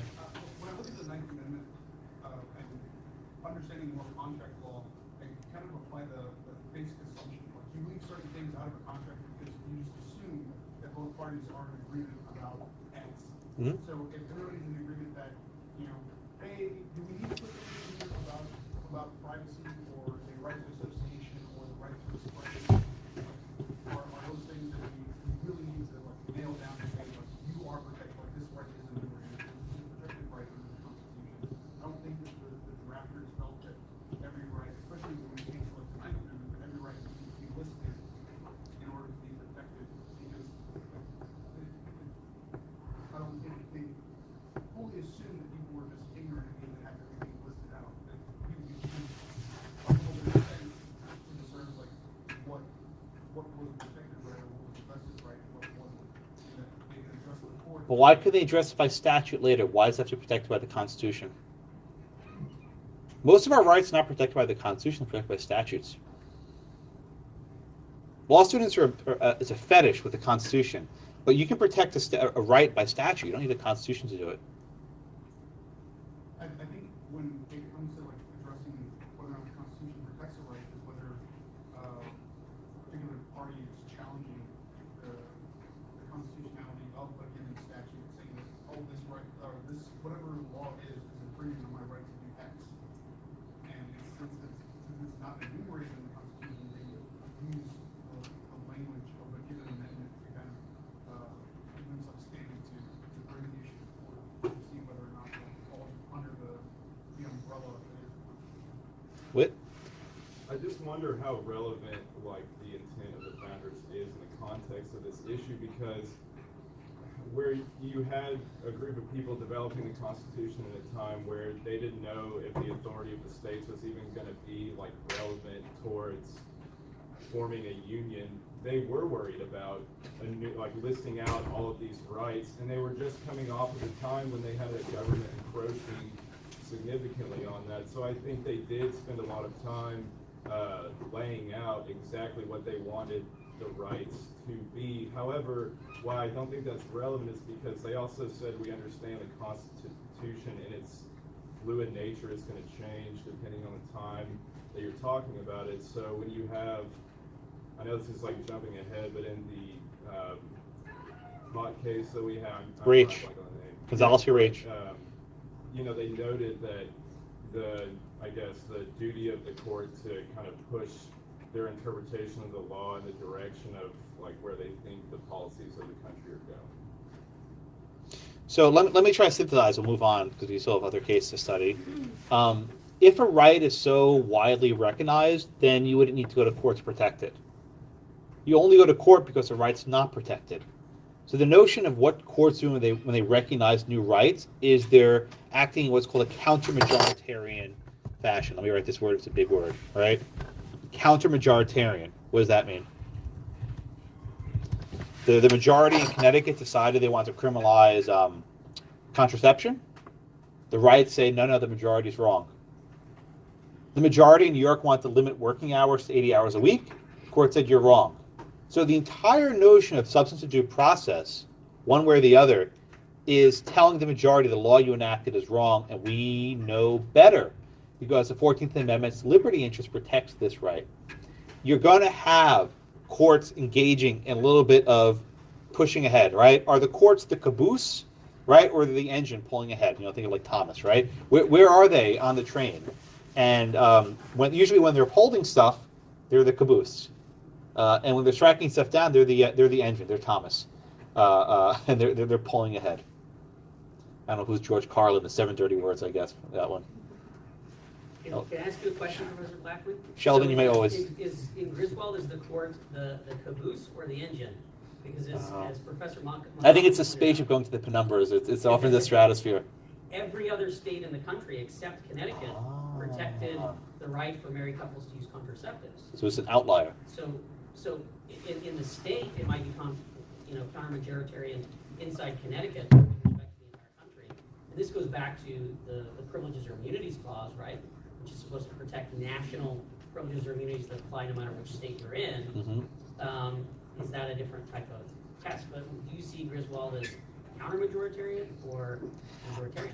I think it's a test case because the law was never enforced, right? They never enforced the damn law. There's a doctrine called desuetude, right? Which you may have studied in criminal law. I'm going to spell this wrong. Oh, swiggly me. Did I spell it right? Holy crap. Desuetude is a doctrine which means when a law is not enforced, it loses its meaning. And this was basically a law that fell into desuetude. No one enforced it. Indeed, the sodomy ban in Lawrence, which is right here in Harris County, had basically fallen into desuetude. It was never enforced. It had stigmatic effects that it made people feel inferior, but as a criminal matter, it had no teeth until some idiot HPD cop decides to make an arrest, and we'll get there next week. It was a very big mistake. They should. By the way, the person who argued Lawrence was a South Texas alum. He did a really bad job. If you want to listen to his argument, his name was Rosenthal. Go to OEA. It's OEA.org. Just listen to 5 minutes. At one point, Justice Frank was like, "Can you give someone else? This is bad. Go on." Guy named Rosenthal, really bad. He blew the case. They could have had Ted Cruz argue that case. Would have been a little bit better, but this was not a good idea. He was the SG at the time. All right, are we done with Harlan? Let's move on. So Justice White, Byron White, a Kennedy appointee, was a Democrat, but he was actually a little bit more conservative, and you see he dissents later in a row. He basically says that, look, economic liberty is different from this sort of liberty, right? He's trying to engage the Lochner argument head on.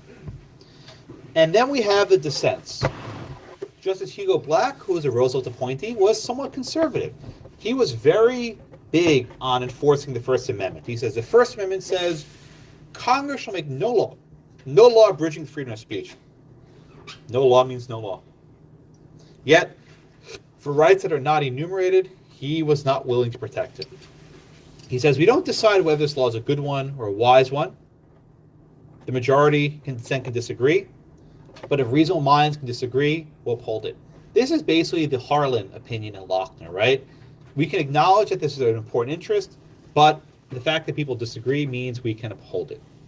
That this right of privacy doesn't exist as the majority defines it, and that this law would survive scrutiny. And then he says, well, maybe it should be repealed, but that's not for us to decide. You also have Justice Potter Stewart dissenting. He calls the law uncommonly silly, and this goes to Sheldon's point a minute ago, right? No state on the books had this law, and even in Connecticut, it wasn't being enforced, right? Who's going to actually start enforcing this law? It's unenforceable except in context of this case. But as a philosophical matter, this is for morality's sake. Okay? All right.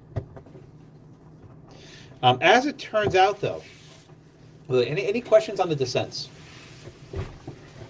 Right, the dissents, like you guys are making this up, this is Lochner. Very easy to understand.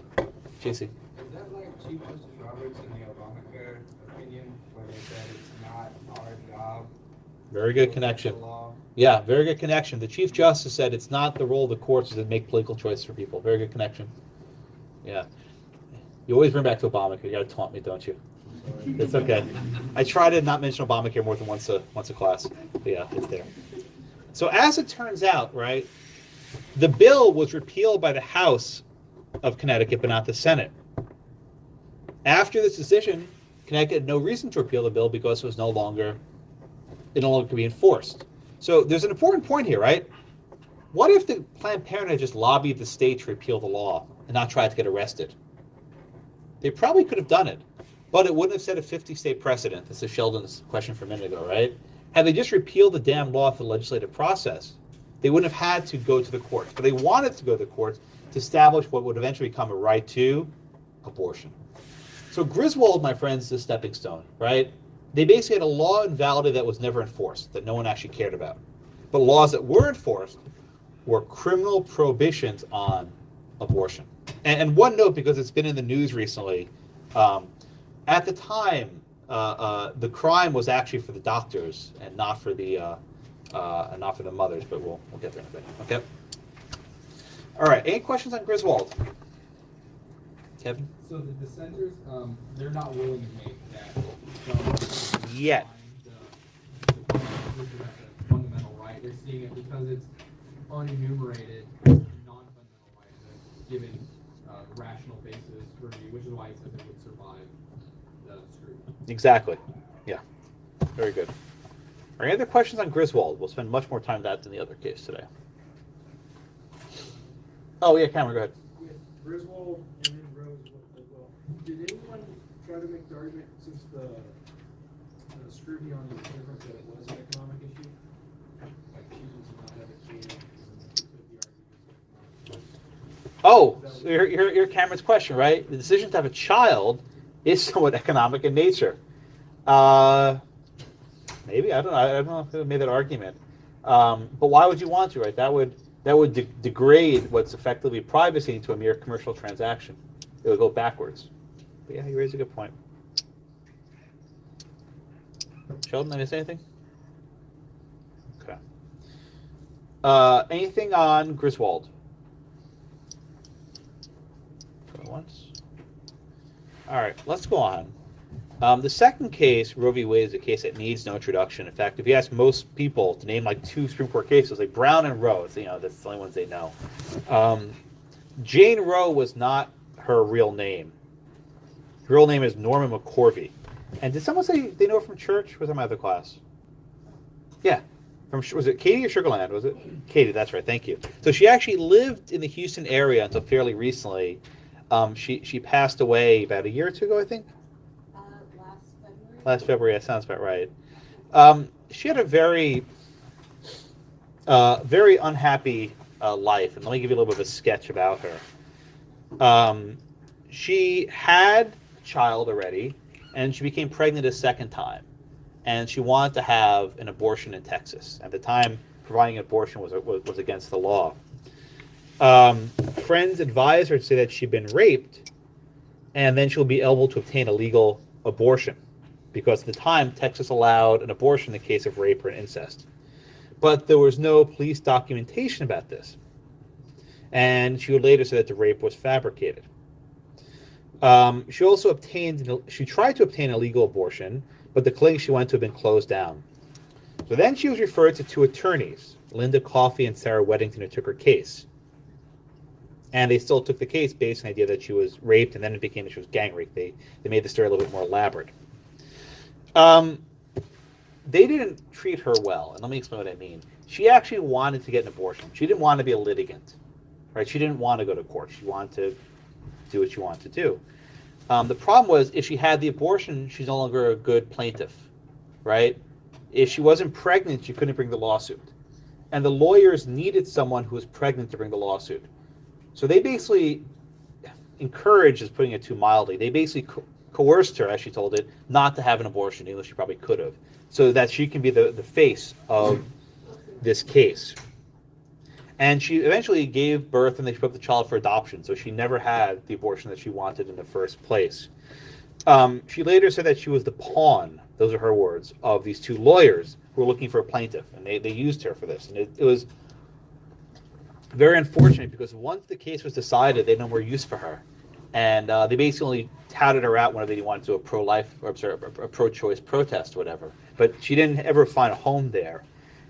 Years later, she became a born-again Christian and found hope in the pro-life community.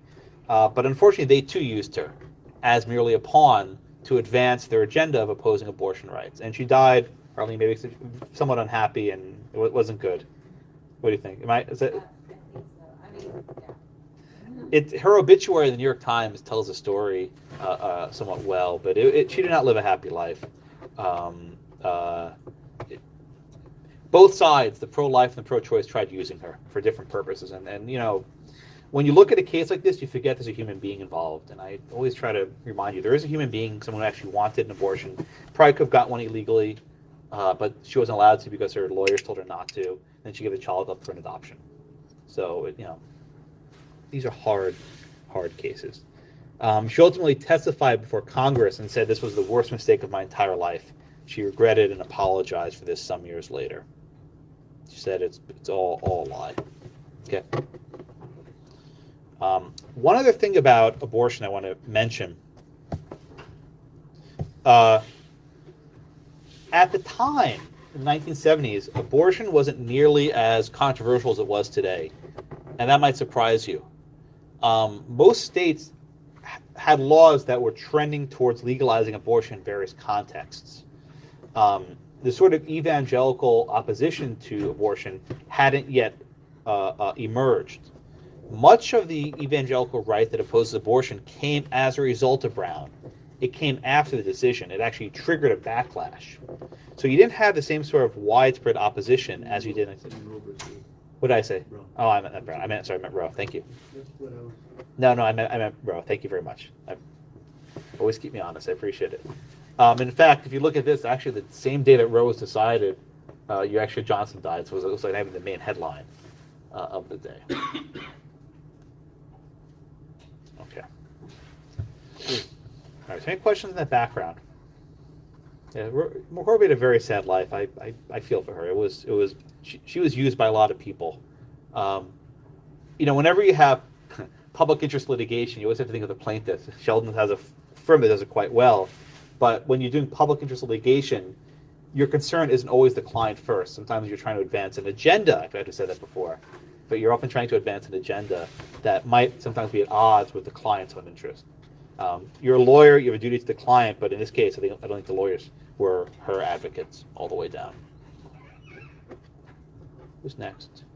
Kevin, you next? All right, Kevin, you want to give me the facts in Roe, please?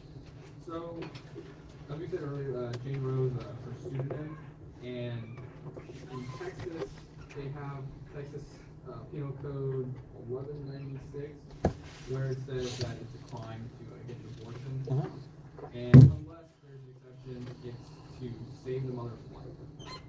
Okay, good.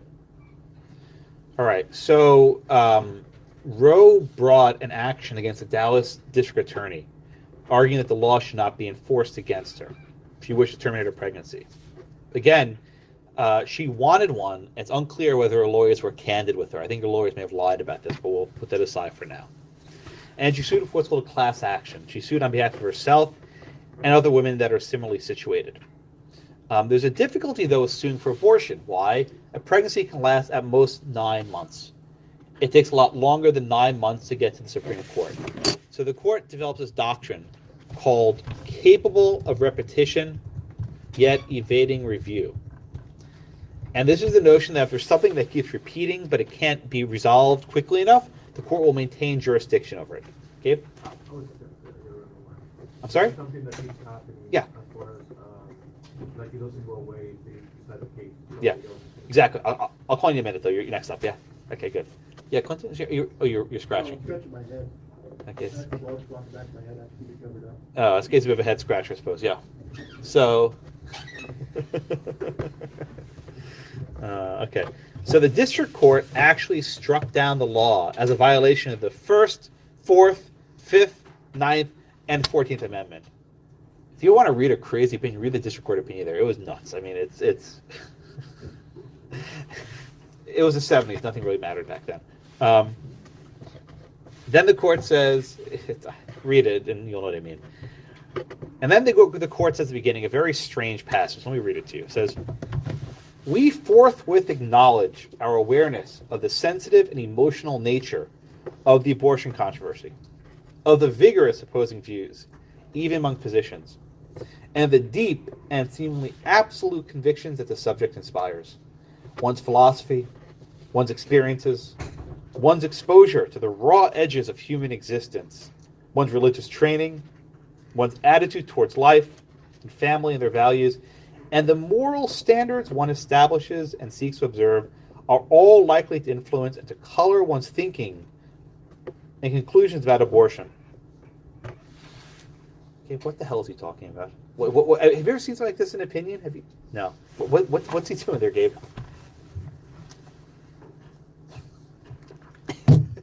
What is that? I read this every week. What am I reading? You're smiling.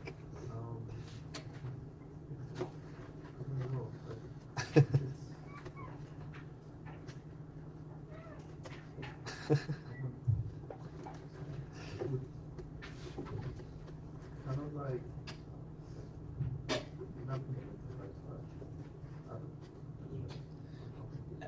anyone? Yeah, Jake. Well, he's saying we're deciding this free of emotions, but he's saying, but why would he put this in opinions? Does that mean that all their opinions are based on emotion? Like, why do you think Justice Black, with no relation, felt compelled to begin his opinion like this? That's my question.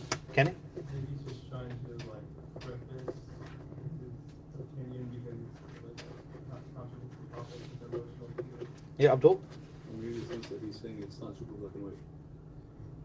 Okay. Well, obviously, they have Well, to- actually, black was the majority, white was the dissent, so maybe. Sorry, Kenny? Yeah, I kind of agree with Abdul. He's saying it's not black and white, but I think more importantly what he's trying to say is that this opinion isn't an exhaustive conclusion of like the opinions that society at large. Just in law here, right? Right. Okay. The next sentence he says, this is one that always gets me. In addition, population growth, pollution, poverty, and racial overtones tend to complicate and not simplify the problem. Taylor, what the hell is that? Why is that relevant to opinion on abortion? Like, what is that? He could be relating to the fact that when they made laws like this to try to regulate like the population in the future. Wait a minute. We need abortion laws to regulate the population growth? What are you getting at there, Taylor? Just say it. So basically, like, we could run out of like food and run out of Yeah. water, and maybe like abortion laws like control the Like in population China? better. Huh? Like in China? Um, Where they have forced abortions for a second? You're right, Taylor, by the way. No, you're so in the 1970s, yeah, Gabe, want to add something? I was trying to say like in the 70s there was a fear of overpopulating and not enough food, and That was my maybe point. having abortion could be one of the ways to regulate this as far as it's Yeah, Gabe stole my point. He's right. In the 1970s, there was a book called The Limits of Growth, another book called The Population Bomb. And there was a sincere fear that we'd run out of food and that pollution would destroy the world and that we would need to downsize our population. And that one tool to do that might have been abortion laws. But he's not talking about whether women can choose to get abortion. He's talking about mandatory, right? This is what Taylor mentioned a minute ago. And this other bit about racial overtones. What's that? Racial overtones in abortion. What the hell is it? What is that? Anyone? Yeah. It was like eugenics. I think people wanted black people to have less children. Yeah. Anyone else? Yeah, that's basically what he's getting at there. I every time I read this, I'm like, holy crap, he put that in the opinion, right? All right, I'll leave that there. But then he says, but we decide this case free of emotion and predilection. This is just law all the way down. Then he cites Holmes and Lochner. But the Constitution is made for people of fundamentally differing views, and the accident of our finding certain opinions, natural, familiar, novel, and even shocking, ought not to conclude our judgment. They need to escape Lochner. They need to just wrap themselves in the Oliver Wendell Holmes' mustache. Just wrap it all the way around. It's this cocoon of wax. I don't know what the hell it is, right? Meanwhile, Holmes was in favor of sterilizing girls who were pregnant. So I mean, go figure. But they need to just wrap themselves in Holmes and they'll feel good. It's like their safe space. They can be with Holmes and they're safe. But they're not. They're not. Okay? So the opinion has, what, like 11 parts. It's a real... Have you ever seen an opinion that looked like this before? It's a very strange opinion the way it's written. And you only have the long, 200 pages full, and it's a long opinion. You have a very small excerpt in your book. But what Justice Blackmun tries to do is build upon Griswold. But there's no sense in grounding this in the Bill of Rights, right? They don't discuss penumbras or emanation. They've abandoned that because it looks silly. Instead, they discuss what they call sexual privacy, right? And privacy works different in abortion than in contraception. With contraception, it's you're using a condom, whatever else, in your bedroom, right? Here, you're actually going to a doctor's office and performing a procedure from a lot of other people. So it's a different type of privacy. So they have to modify what the privacy is. All right, with me. So Amber, what are the state's reasons to enact an abortion law? There are two that Justice Blackmun identifies. He says that decreasing the availability of abortion will be used to elicit sexual activity. Okay. And then the second is that this abortion law is over concerns of safety of abortion procedures and the prevalence of protect the life of women. Amber, what does that mean to decrease illicit sexual conduct? What does that mean there? That if you can't get an abortion, you won't be having sexual intercourse if you don't want. Well, I think it's the opposite. If an abortion's available, what someone might be encouraged to do. Right. Yeah, in other words, if you know an abortion's available, you might be more willing to engage in unprotected sex or whatever it happens to be. Texas doesn't advance that argument, which is probably good because it doesn't work very well. But the second one they do advance. They say that concern for safety of abortion procedures protects pregnant women and protects the mother of the health, the mother's health. Okay. So Juliana, what's the third interest though that the court doesn't put much weight in? Okay, good. They put the least attention on this one. It'll come back later. Is they acknowledge the state does have an interest in protecting prenatal life. So here there are two concerns, right? The states can restrict abortions first because of the safety of the mother, and second for the protecting the prenatal life. The court's framework, what became known as the trimester framework, discusses these two concepts and at what juncture can the government regulate to promote each interest. Okay? All right, so the actual holding, right, of the case is a few parts. Okay? That this right of privacy includes a right to an abortion. But that right is not unqualified. It must be considered against important state interests and regulation. And here's where this term of fundamental rights comes in. They mention this. They say, quote, where certain fundamental rights are involved, the court has held that regulation limiting these rights may be justified only by a compelling state interest, and that laws must be narrowly drawn to express only the legitimate state interest at stake. This is very similar to the strict scrutiny test you've read, right? There must be a compelling state interest, and there must be narrow tailoring. It's the same notion as strict scrutiny in the equal protection context. But I don't want you to get too comfortable with this, because the court would back away from this test about 20 years later in Casey. So this is at least the test for some time. Okay?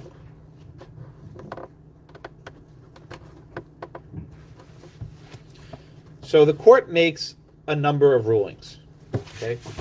First, the court says that under the 14th Amendment, a fetus is not a person. And this is actually, I think, textually supported, because it's all persons who are born. That was Jonathan Clinton asked me earlier, well, when are you born? When you're at conception or when you pop out of the womb? I think they're probably in good stance saying that you're not a person until you're born. I think that's probably a good basis. Next, they say that sexual privacy is different than marital privacy. Why? Because this right doesn't only affect married women. Jane Roe was not married. Okay?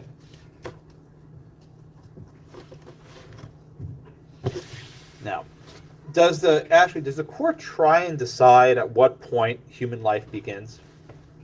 No. They don't. Why don't they try and even resolve that? Just because they're two very different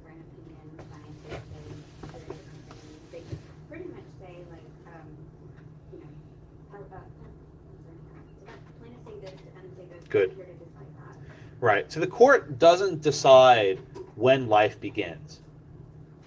Instead, they focus on what might be called viability. Right? Viability. And viability is broadly defined as whether the fetus or the child, however you want to define it, can exist outside the womb. Right? Now, the difficulty of viability is it changes with the advancement of science. And the line for viability in 1973 is different than the line in 1993, is different than the line in 2008. So you have neonatal care, neonatal intensive care units, right? I don't know, someone tell me, what's the most recent, I don't know the most recent, but what's the minimum number of weeks that a fetus can exist? I don't know the answer. Anyone? Google it. Trey? 15 days? No, I said exists outside. Well, someone can Google that for me. Okay, whatever the number is, right? Whatever the number is, there's a number. But that number can change with science. So the court's decision to premise this in viability is necessarily variable because it will vary with science. And I think the court recognizes that. Okay. So everyone with me so far.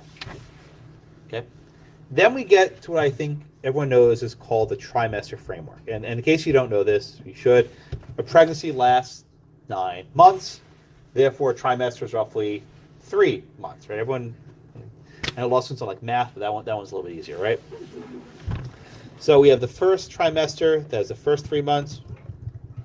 You have the second trimester, which is months 6 through 9. And you have the third trimester. And the court tries to put together this. Sorry, Raquel? Oh, please tell me, yes. Yeah, so 20 to 35% of babies born at 23 weeks will survive, and 50 to 70% of babies born at 24 to 25 weeks will survive, but 90% of them will survive at 26 to 27. Thank you. So the first number was 20 to 23 weeks, you said, or 23 to 25 weeks? 23 weeks. So at 23, that's like the bare. So what is that? 23 weeks? What? About 6 months? 5 months, 6 months? Yeah. So, it's tracking. Okay, well, let's go through the court's opinion row. I'm willing to wager that in 1973 those numbers were different, if I had to guess, but I don't know the answer. Yeah, last year I asked this question, so was it 15 weeks? I'm like, that can't be right. And I don't like correcting students because I don't know the answer myself, so I didn't say anything, and then someone else ganged up, no, it's not 15 weeks. And they fought about it after class, and I try really hard not to correct students because I'm really sure, because who am I to say? What do I know? All right, I know law, I don't know #science. That's why I'm here, not in med school. I'd probably still be in med school at this age, actually. Anyway, it's true. So who am I have to? Okay, so Sophia, what does the court say can be done during the first trimester?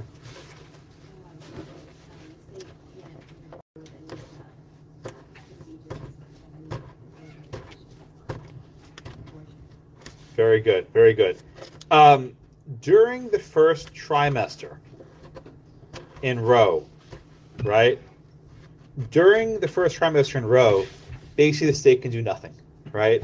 They can enact, general rules about licensing for doctors and general rules about sanitation and delivery, in surgery rooms, but they can't enact any special prohibitions, criminal otherwise, on abortion.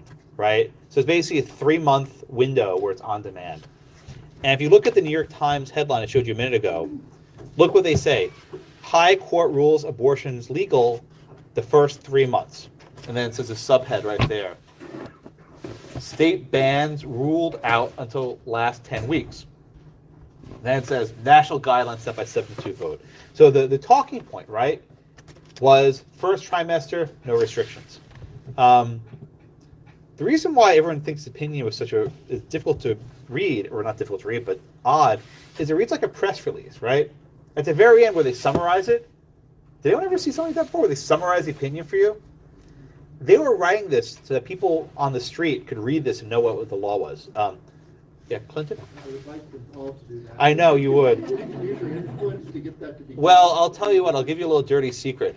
if you go to the Supreme Court's website or LexisNexis, they have something called the syllabus, which is a summary of the opinion. Every Supreme Court decision has a syllabus, and they're very accurate. This is unique because it's in the damn opinion. It's not in the syllabus beforehand. Okay, and I know law students love it. Makes it easy. All right, so during the first trimester, we see no additional restrictions on abortions. Okay. Okay, but then we get to the second trimester, right? Laura, what are the rules concerning the second trimester, as months 3 through 6? So they said that's when the compelling point starts. Good. And the state could regulate the abortion procedure, and the woman is. What kind? Very good. What kind of regulations can be implemented during the second trimester? What kind of regulation? Yes. What interest is the state allowed to proceed during the second trimester? The preservation and protection of Maternal health. Very good, right? So they can regulate if it's related to maternal health, the mother's health. Okay, very good, Laura. Laura, does the state have an interest in preserving the life of the unborn during the second trimester? Of the unborn? Yeah. Not No. And this is one of the biggest criticisms, right? There's no basis for regulation on basis of fetal life. And this is one of the biggest criticisms of Roe, that until you get to the third trimester, which they deem basically the viability line, there's no interest in preserving the life of the unborn. There's just none at all. That the only ground where they can restrict is to make sure that the mother's health is preserved.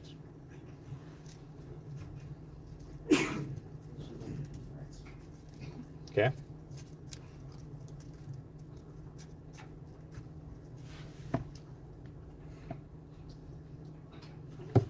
Oh yeah, Cameron. What exactly does that mean? That's a good question. Usually that's like saying, could, like, you prohibit abortion for maternal health, you can have it if it's. So I can use a more modern standard. You can ensure that women are given, for example, what they call informed consent. What this looks like is they're required to sign certain things and say, if you have this procedure, here's what can happen to you. Some states have waiting periods, for example, of how long you can wait before you provide an abortion. That's what they're getting at. It's not does this procedure impact the mother, but can this regulation be done with the mother's health in mind? Warren? They have a lot of conditions that are not related to pregnancy, where the medical treatment for condition causes you to abort the fetus, and a lot of people like seek the right to abortion so that they can continue to like give the treatment that's related to pregnancy. Yeah, that might fit in also. What? Are we going to ever get to the waiting, like discussion of Next class. periods? Next class. Brian? So how does the second trimester, how does that translate to the current law? Well, Roe is no longer the correct framework, right? You'll study next class Planned Parenthood versus Casey. Casey basically overturns Roe. So this framework only existed for 15 or 20 years, and it's not the correct framework anymore. And Travis, finish it up. What's the third trimester? What can be done during the final 3 months? So the third is pretty much where like it shifts to state issues, so it's basically prohibited on abortion. Okay. Except for one exception, which is if the mother's life decides. Yeah, good. So during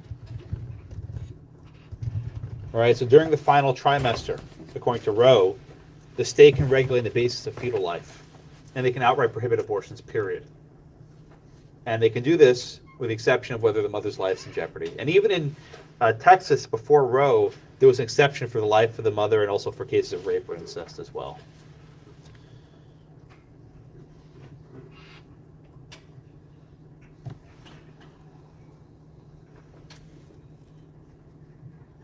Okay, and the important point is the third trimester is post-viability, right?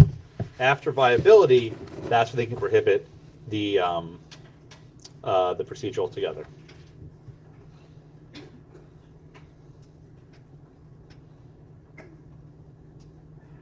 All right. So questions about the majority opinion in a row?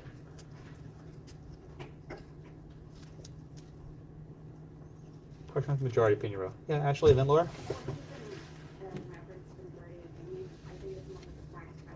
Yeah.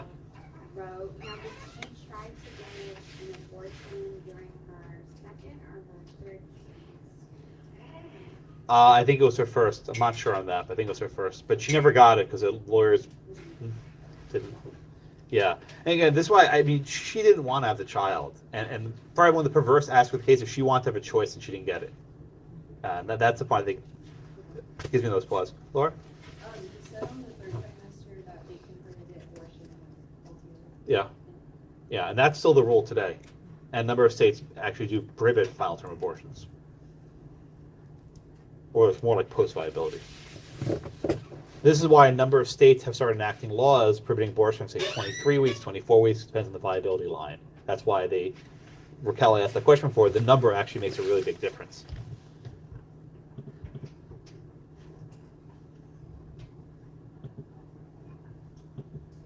Okay, anything else on the majority? Okay, yeah, Sam. What was the rationale for including personal privacy? Did you miss it? Yeah. I missed it also. How do I put this? Blackman's opinion was very heavy on reasoning. The trimester framework is very easy to understand, right? I can explain to anyone in 5 minutes, whether you're law school or not. Why it's included is a much harder thing. They basically say the right's fundamental, and therefore it's given this treatment. Why is it fundamental? Let me put it this way. There's a lot of the book. I'm going to read the full opinion edit, but he discusses, well, you'll see this next week, that abortions are important to women so they can have their place in society. And a lot of people have trouble with that line as well. Right? That without abortions, women can't structure their lives. And that's, you have population growth, you have pollution, racial overtones, these sorts of things. But there's no clear reason why abortion is fitting within the rubric of the 14th Amendment. There were some restrictions on abortion going back to common law, but it wasn't a safe procedure, so it's very hard to compare apples and oranges. Right? It wasn't until the 20th century to actually do this without women dying of sepsis. Right? It was not a safe thing to do. Anything else in the majority? So then we have Justice Stewart, right, concurring in judgment. And Justice Stewart, he was the guy who said, you know it when you see it, right? That was the thing on obscenity. Justice Stewart's like, well, let's just admit what we're doing here, right? We've returned to Lochner, right? We've gone back to before the optical. Is that in your book? Oh, let me tell you about it. Stewart says, I always forget it's on your book. It should be. It's long enough, I know. Stewart says that we're basically returning back to Lochner. You have the Rehnquist dissent, though, right? Okay. Who am I up to? Okay, Arlene, you want to give me the Rehnquist dissent, please? Yeah. So he starts out by talking about how it's not a private transaction. Good. He talks about how basically the majority creates a right that doesn't exist. It should be left to the state in a way by creating this. They're kind of acting more as a judicial legislation. Yeah, very good. Very good. Now, you can stop there. It's good. So Rehnquist, had one of the few dissenting voices. This was 7-2. It wasn't 5-4. The court was a very different institution back in the day. And Rehnquist is basically saying this is not about liberty. This is not about privacy. The state has the power. And then he hits hard on Lochner. Says, look, you guys are doing, what I said before, right? You're not Harlan. You're not Holmes. You're majority Peckham, right? You're doing what Lochner did, and you should not be doing this. Justice White, again, who was a Kennedy appointee but became quite conservative on abortion, wrote a separate opinion, and he says there's nothing in the Constitution to support this judgment. Let me use Sheldon's point, right? It's true with contraception. Basically, every state in the union had eliminated these laws. Not so for abortion. Almost every state in the union had abortion laws in the books like this. North, south, it wasn't like it is today. And what this law is, it tells the people in 50 states that they no longer can consider fetal life before the 6th month. The first 2 trimesters that they cannot consider a fetal life. And he writes, this is an exercise of raw judicial power. That this should be left with the people and the political process.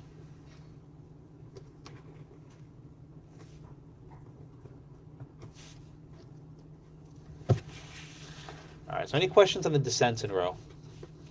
Clint? I don't know what it's applicable to, but you have a picture of Connie on your blog for this class? Oh, I do, don't I? Yeah. We'll do it. I had it from Casey and I changed the syllabus. So you'll do a case next week called Planned Parenthood versus Casey, and Justice Scalia mentions Roger Taney. Okay, so it's not applicable to these cases? No. Okay, that makes it more- It is, but Scalia will explain why it's applicable. Yes, the reaction to Roe, and I'll wrap up in a minute. The reaction to Roe was vigorous. John Hart Ely, a famous law professor, said, quote, "This is not constitutional law and gives almost no sense of an obligation to try to be." People like Henry Friendly and others criticize this robustly. The reasoning of Roe would only exist for about 25 years. And the next case we'll study, Planned Parenthood versus Casey, says that they're reaffirming Roe but changes in important ways. Critically, the trimester framework, which was in Roe, does not carry over to Casey. Let's get next week. All right. Questions on Roe? No? All right, I'll see you all later. Have a good day.